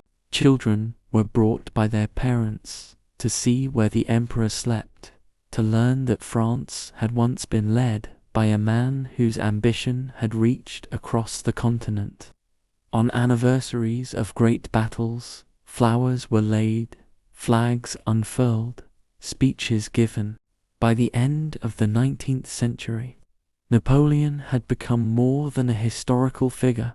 He was a national myth, a symbol to be invoked in times of pride and in times of loss. His image, in paintings and statues, looked out over the streets of Paris, a reminder of what had been and, perhaps, of what could be again. The closing years of the 19th century found Paris a city caught between memory and modernity. Wide boulevards cut through the old districts, their lines drawn by barren housemen decades before. Yet along them still stood the monuments of an earlier time. The dome of the Invalids remained unaltered, its golden surface catching the light of the setting sun as it had since the emperor's remains were laid there. The city had changed around it, but the tomb remained an anchor, a reminder of an age whose story was retold with each passing generation. In schools, children still learned the dates of Napoleon's victories, the names of places far from France, Austerlitz, Wagram, Jena, spoken as though they were part of the country's own soil. The Code Napoleon continued to shape law not only in France, but in nations that had once felt the reach of his rule. History books, printed with illustrations of the emperor on horseback, presented him as both conqueror and reformer, a man of vision whose ambition had redrawn the map of Europe. The veterans of the Grande Army were gone now, their voices preserved only in memoirs and the fading ink of letters. Yet the stories they had told lived on in households, passed from parent to child, often polished in the telling. A great-grandfather who had marched in Spain became, in family lore, a trusted aide, or a man who had once spoken with the emperor himself. Such embellishments were not lies so much as acts of devotion, a way to keep the connection alive. As the century turned, Europe entered a new era of rivalries and alliances. The industrial age had transformed armies and weapons, yet the figure of Napoleon remained a touchstone in military thought. Officers studied his campaigns at war colleges, tracing the movements of his corps on maps, analyzing his strategies as if the secrets of future victories might be found in the battles of the past. His principles, speed, concentration of force, the decisive blow, were adapted to the railways and rifles of the new age. In France, the cult of Napoleon was not without its critics. Republicans feared that too much reverence for the emperor could foster dangerous ambitions. Socialists pointed to the cost of his wars, the blood spilled to feed imperial pride. Yet even those who opposed the man often admired the myth, finding in it a sense of unity that could bridge political divides. The empire had been both a warning and a promise, proof of what France could achieve, and a reminder of what such ambition could destroy. The first years of the 20th century brought new challenges and new reasons to look back. Colonial ventures in Africa and Asia were sometimes framed in the language of Napoleonic destiny, as if the tricolor, carried far from Europe, could repeat the conquests of the past in another form. The army, modernized yet steeped in tradition, still marched with eagles atop its standards, symbols that traced their lineage to the Grande Army. In 1914, when the Great War broke across Europe, Napoleon's ghost marched again, not in flesh but in memory. French soldiers went to the front with stories of the emperor's endurance and cunning still in their ears. In officers' messes, comparisons were drawn between the struggles of the present and those of a century before. Some generals, facing the grim reality of trench warfare, wondered what Napoleon would have done against barbed wire and machine guns. Others invoked him simply to remind their men that France had faced great trials before and triumphed. The war brought devastation on a scale Napoleon had never known, and yet his figure remained untouched by the disillusionment that followed. The trenches had little in common with the open fields of Austerlitz or Borodino, but the idea of the emperor, the leader who shared the hardships of his men, still had power. Veterans of the Great War visited the Invalides after the armistice, some to honor him, others to seek a kind of kinship across time. Standing before the red sarcophagus, they thought of marches through snow and rain, of comrades lost, of the weight of command borne by those who could not falter. In the 1920s and 1930s, Napoleon's image found new uses. Politicians across the spectrum drew on his memory, some to promise stability, others to call for change. His life was adapted into films and stage productions, portrayed as both romance and tragedy. Biographies were published that claimed to strip away the myth, yet often only added new layers to it. In cafes, his profile appeared on matchboxes and postcards, a reminder that history could also be a business.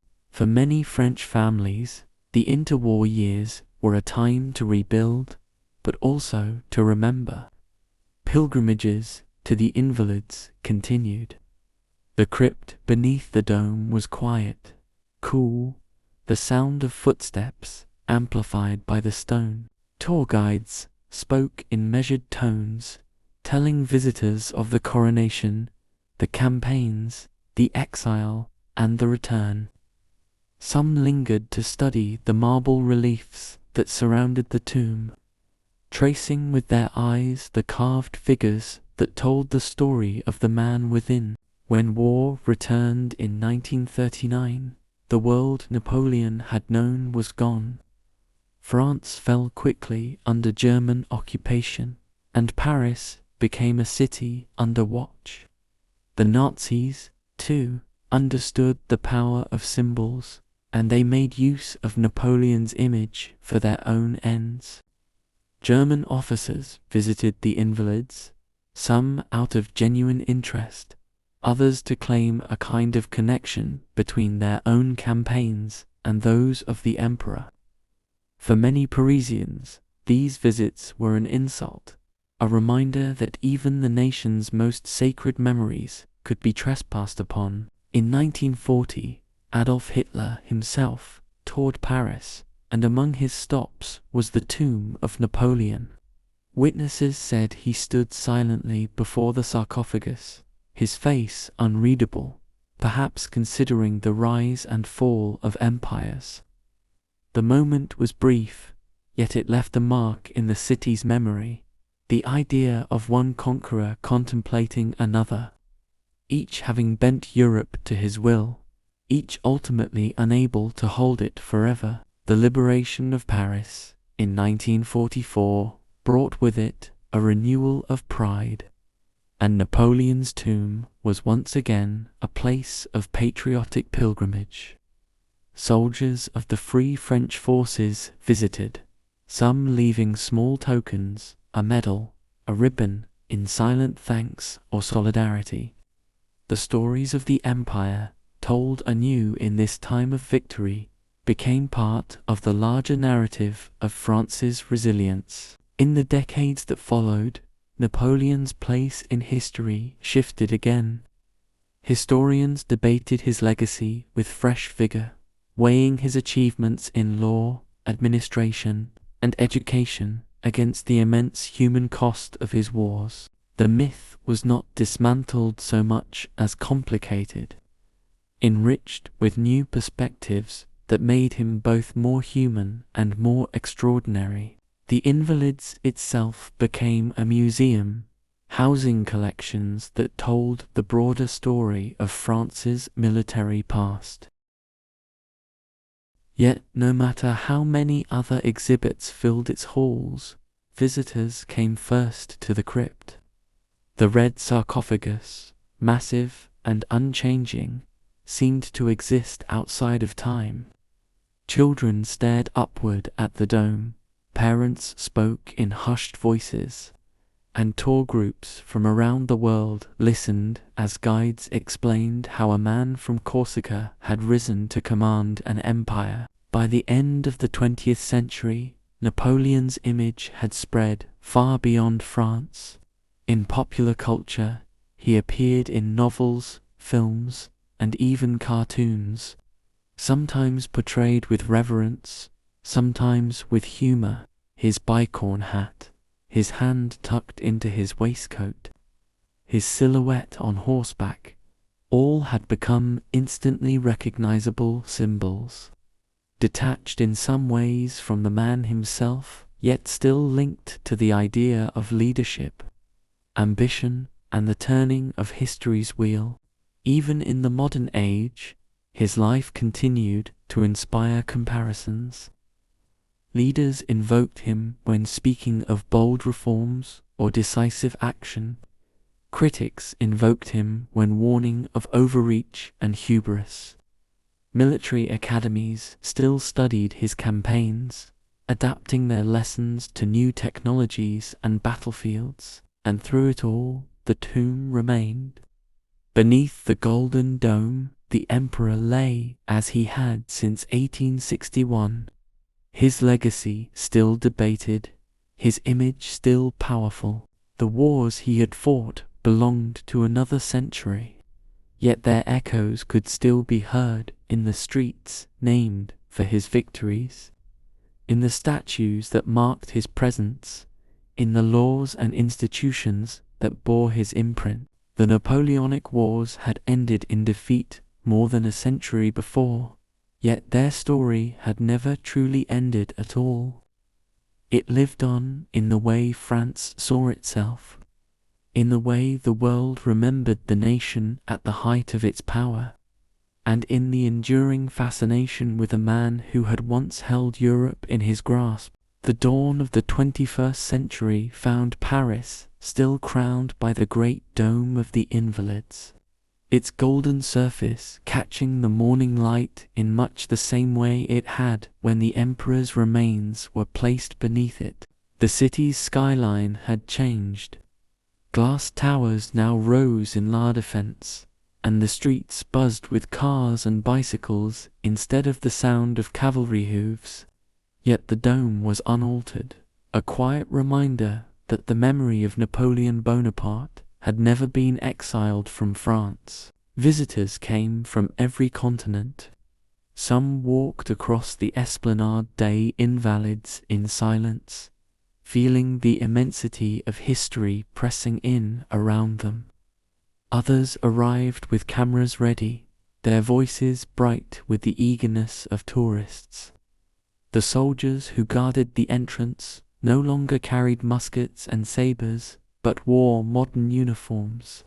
Yet they kept the same watchful posture that had been the mark of French military tradition for centuries. Inside, the air was cool and still. The sarcophagus of red quartzite stood at the heart of the crypt, surrounded by a ring of carved reliefs depicting the emperor's achievements, the civil code, the concordat, the reorganization of the state. In the soft light, the stone seemed to glow faintly, and visitors leaned over the balustrade to look down into the circle of history. Some read the inscriptions aloud, others whispered as if the man within might stir at the sound. The 21st century had brought new debates about Napoleon's place in history. Historians, armed with digitized archives and global perspectives, examined his reign not only in terms of French pride, but also through the lens of its impact on other nations. In the age of instant information, his victories and defeats were scrutinized in podcasts, documentaries, and online lectures. His image was no longer the exclusive property of textbooks and museums. It was shared, debated, and reimagined across screens and languages. In France, the discussion was often passionate.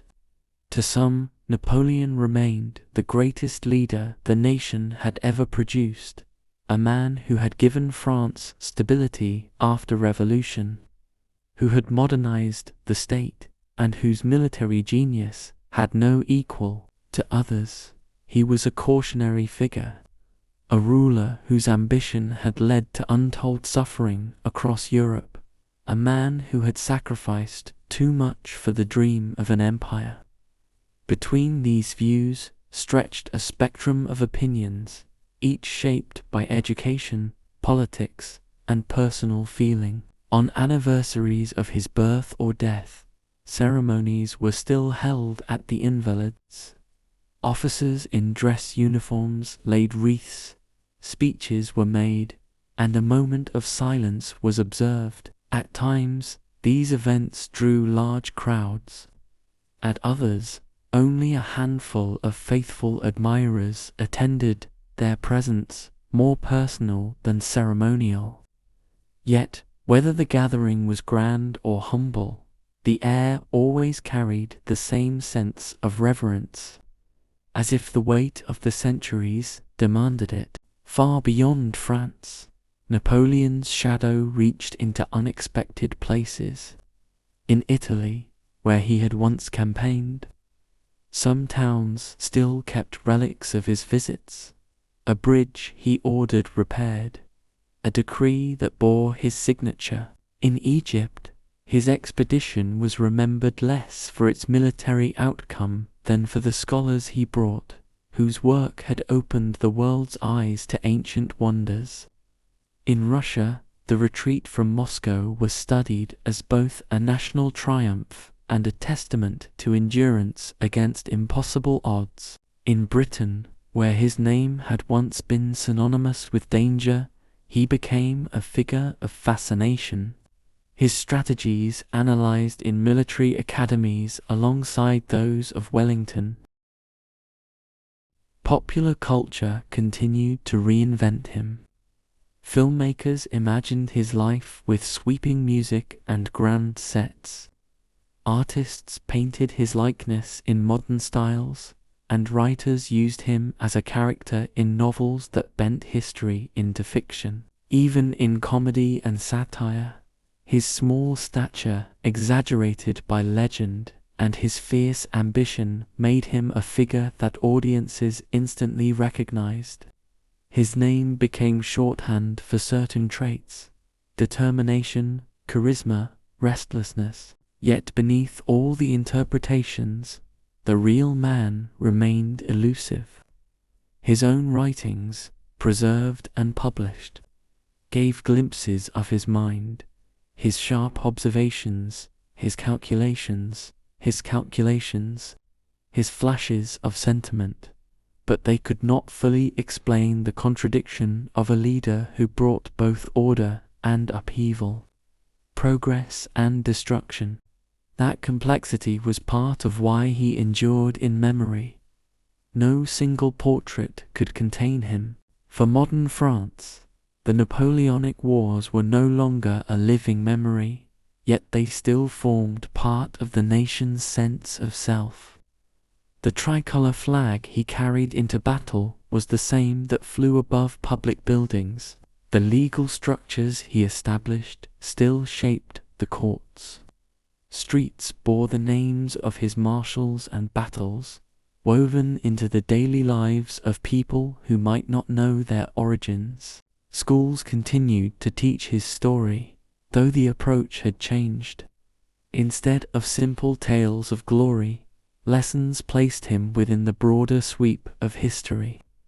Alongside the revolution that preceded him and the transformations that followed, students were encouraged to think critically, to see both the brilliance and the cost of his reign. In this way, the emperor became not only a figure to admire or condemn, but also a lens through which to understand the past. Tourism remained a steady current carrying his memory forward. The route of his final journey, from exile on St. Helena to the ship that brought him home, to the procession through Paris, was marked in guidebooks and commemorated in reenactments. Souvenirs bearing his silhouette could be found in shops, from bronze medallions to printed scarves.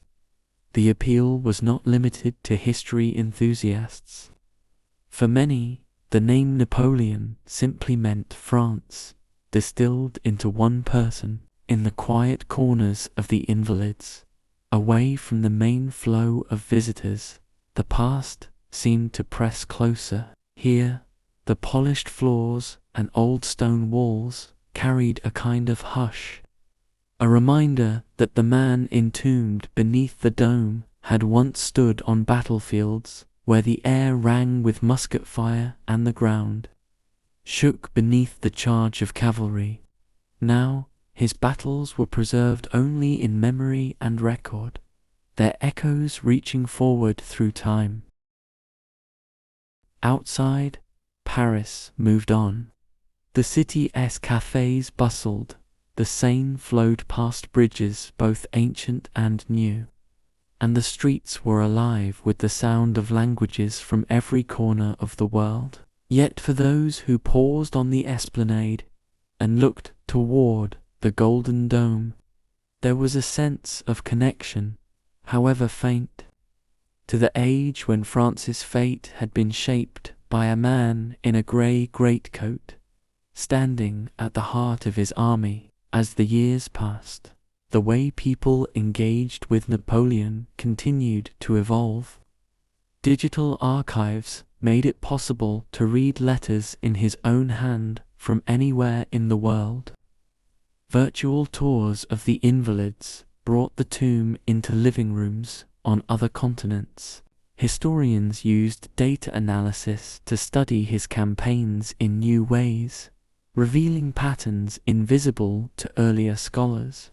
And still, the debates persisted. Was he a hero, a tyrant, or something in between? In the end, perhaps his endurance in memory was due not only to the scale of his achievements or the drama of his downfall, but to the human qualities that lay beneath them: ambition, resilience, the longing for greatness, the struggle against limits. These were traits not bound to any one century, and in them, people saw something of themselves, magnified and transformed. On certain evenings, when the setting sun caught the dome and turned it to fire, the Invalides seemed almost to breathe with the weight of its history. Inside, the sarcophagus rested in its circle of light, unchanged. holding the remains of the man who had once commanded the destinies of nations. The world beyond had moved through revolutions, wars, and inventions he could never have imagined. Yet his presence lingered. Napoleon Bonaparte, Emperor of the French, had died in exile nearly 2 centuries before. His empire had risen and fallen. His armies had vanished into the soil of distant fields. His voice had long since been silenced, and still, in the heart of Paris, his story endured, not as a simple tale of victory or defeat, but as a thread woven into the vast fabric of history. A reminder that the lives of individuals can shape the course of nations, and that even in the passing of centuries, some names are never forgotten. And so, the story of the Napoleonic Wars comes to a close, not with the roar of cannon fire, but with the quiet echo of footsteps in the halls of history.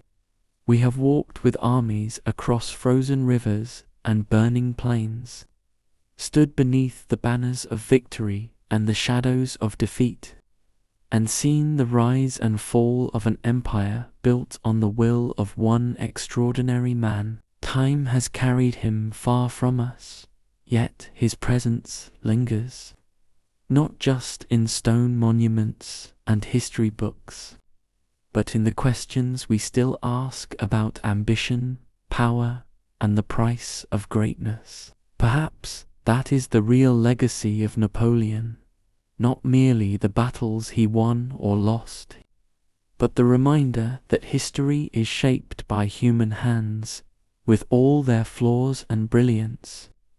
His life shows us how a single person can alter the course of nations, and how even the mightiest must one day bow to the passage of time. If you have listened this far, I thank you. You have journeyed through storms and triumphs, exile and glory, and in doing so, you have kept the memory alive. Before we part ways, I would love to know, from which country are you listening to this story tonight? Let us see how far Napoleon's shadow has reached, and how his tale still travels across oceans and generations. Until the next story, may your mind rest, your heart be still, and may the echoes of history keep you company in the quiet hours. Good night.